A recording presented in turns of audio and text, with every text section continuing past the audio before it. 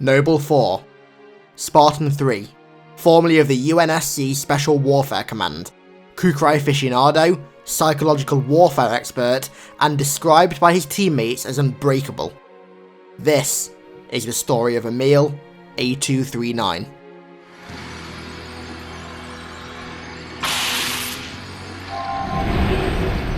Emile was a soldier who believed that maintaining one's humanity during a conflict was irrational, and that humanity and survival could not coexist. This was why he favoured an aggressive, loud, and sadistic approach to combat. His overkill and clear sadism was an affection, as he believed using psychological warfare such as this could help break the enemy's morale. This psychological warfare tactic is pretty evident from the skull etched on his EVA visor, intent on instilling fear into any Covenant who oppose him. Emile's use of excessive force made it difficult for him to be fielded against insurrectionist forces due to the unfavourable reaction of civilian media. Imagine seeing a super soldier with a skull scratched on his visor, carving up enemy humans with a Kukrai.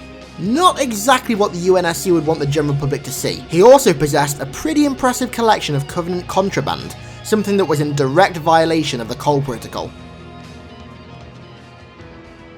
Emile was born in Luxor, a city on Eridanus II, which is the same planet that the Master Chief was born on. His parents were killed by insurrectionists when he was young, and his older brother ended up taking care of him. In 2530, Eridanus II was glassed by the Covenant, and his brother ended up sacrificing himself to save Emile, ultimately having a very serious impact on him. He was then conscripted into the Spartan-III program as an orphan, and joined Alpha Company, alongside Carter, June, and Tom, who was the Noble 6 that preceded Spartan B312. Emile realised he could fill the hole in his heart left by his family with the corpses of the Covenant, causing him to excel in his training. He graduated at the mere age of 13, but his aptitude was so great that he was removed from the main body of Alpha Company by Kurt 051 and Franklin Mendez, to be used for tasks that required a highly skilled hand. These tasks are likely classified, as we have pretty much no information on them whatsoever. Emile later joined the Noble team as Noble 4, and fought during the Battle of Fumarole in April 2552. This is actually the battle that we see during the Deliver Hope commercial for Halo Reach. During this battle, Tom A293 was killed detonating the Covenant battlecruiser,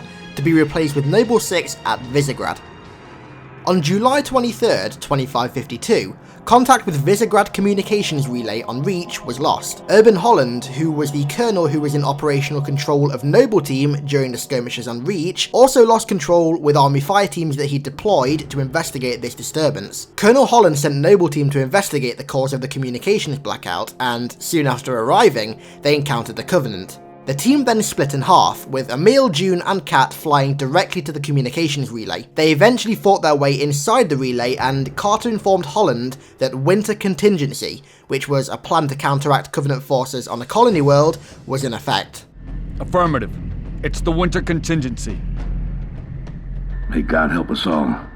3 days later, Emile and Noble Team defended Oni Sword Base from an attack spearheaded by a Covenant corvette. Emile took position at the top of the building, engaging several Banshees and Phantoms, allowing for some of the base's remaining longswords to get airborne. This corvette was shortly destroyed, and Noble Team met Dr. Halsey, where they discussed the Sangheili Zealot team they'd previously encountered at Visegrad.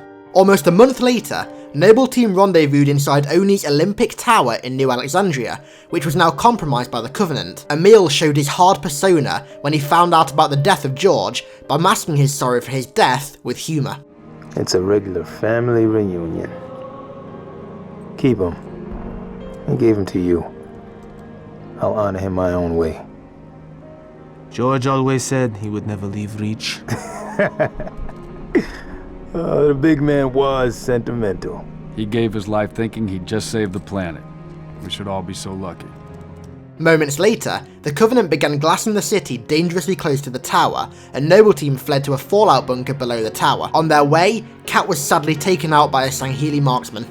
6 days later, on August 29th, what remained of Noble Team was sent to the destroyed and Covenant-occupied remains of Oni Sword Base. They were ordered to destroy it to prevent Halsey's excavation data from falling into the hands of the Covenant. Emile, June, and Carter remained in a Falcon, while 6 and a group of ODSTs took out Covenant AA guns. Noble then fought their way into the base and arrived at their target coordinates, which seemed to be a dead end. The team's AI, Auntie Dot, then revealed to them that they'd been given a new objective: rendezvous with Dr. Halsey, 2,000 feet below ground.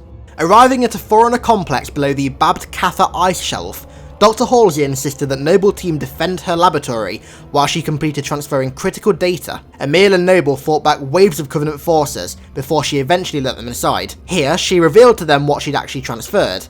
It was a fragment of Cortana that carried a latchkey discovery found in the ruins. She ordered Noble to escort Cortana to the Pillar of Autumn, and June took her to Oni Castle Base, while Emile, Carter and Six flew to rendezvous with the Autumn. As they left the base, Dr. Halsey detonated the explosive charges she'd left within the ice shelf, burying the ruins. Approaching the Autumn, the Pelican was damaged, and Carter was severely wounded. Emile tried to hold the pursuing Banshees off, but Carter ordered him and Six to jump out and escort Cortana on foot. They jumped and fought their way to the mouth of a ravine, where they were cornered by a Scarab. Luckily, Carter arrived, and due to the Pelican's guns being way too weak to damage the Scarab, told Emile and Six he was going to ram it, to which Emile responded, Hit him on, boss. Corner out.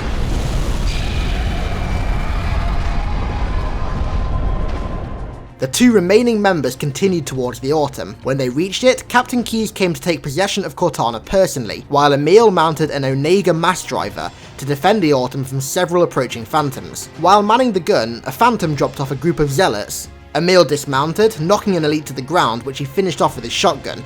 Whilst gloating about this kill, however, a second Zealot appeared from behind and impaled Emile with his energy sword. Staying true to his defiant, unbreakable persona, Emile went down fighting, stabbing his kukri through the Zealot's throat. Therefore, August 30th, 2552 marks the death of Emile-A239 at just the young age of 29.